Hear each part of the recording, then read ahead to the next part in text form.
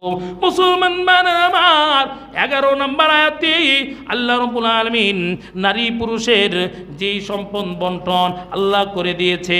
এবার আল্লাহ 13 নম্বর আয়াতের মধ্যে বলেন তিলকা হুদুদুল্লাহ, এটা আল্লাহর নির্ধারিত সীমা। ওয়া মান ইউতিইল্লাহা ওয়া রাসূলাহু ইউদখিলহু আল্লাহ রাব্বুল আলামিন বলেন এবার যারা আল্লাহর রাসূলের আনুগত্য করবে, আল্লাহর রাসূলের হুকুম যারা মেনে নিবে, আল্লাহ বলেন ইদখিলহু জান্নাহ, আমি আল্লাহ তাদের কি জান্নাতে প্রবেশ করাবো। জোরে কান সুবহানাল্লাহ।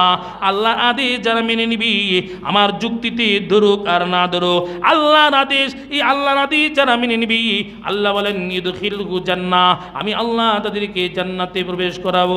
এবার 13 নম্বর আয়াতে আল্লাহ বলেন ওমাই ইয়াসিল্লাহ ওয়া রাসূলহু ওয়া ইয়াতাআদ্দা হুদুদাহু ইউদখিলহু নার।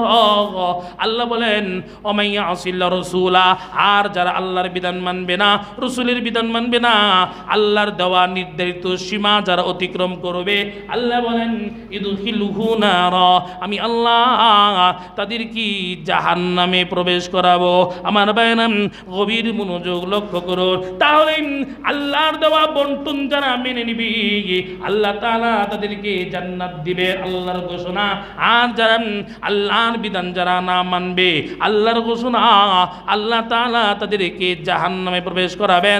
আমার ভাইরাম আমাদের সমাজে যে নারী সংস্কার কমিশন, তারা আল্লাহর বিধানকে প্রত্যাখ্যান করে আল্লাহর কোরআনের আইনের বিরুদ্ধে তারা আইন চায়। অতএব মুসলমান ভাইরা আমার, সূরা নিসার 13 নম্বর আয়াত অনুযায়ী তারা হইল জাহান্নামী। আল্লাহ রাব্বুল আলামিন তাদেরকে জাহান্নামে প্রবেশ করাবে, আল্লাহর ঘোষণা।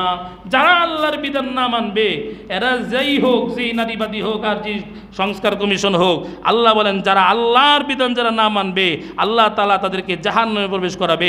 এই সমস্ত লোক যারা আল্লাহর কোরআন বিরোধী তারা আইন চায়, আসলে তাদের তো ঈমান তো নাই, ওই তারা মূলত নিজেদের ঈমান হারাইছে।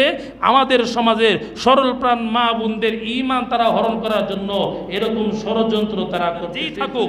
সরকার যেই থাকুক, কোরআন বিরোধী কোনো আইন যদি বাস্তবায়ন করতে যায়, তাহলে মুসলমান এরা কখনো মেনে নিতে পারবে না।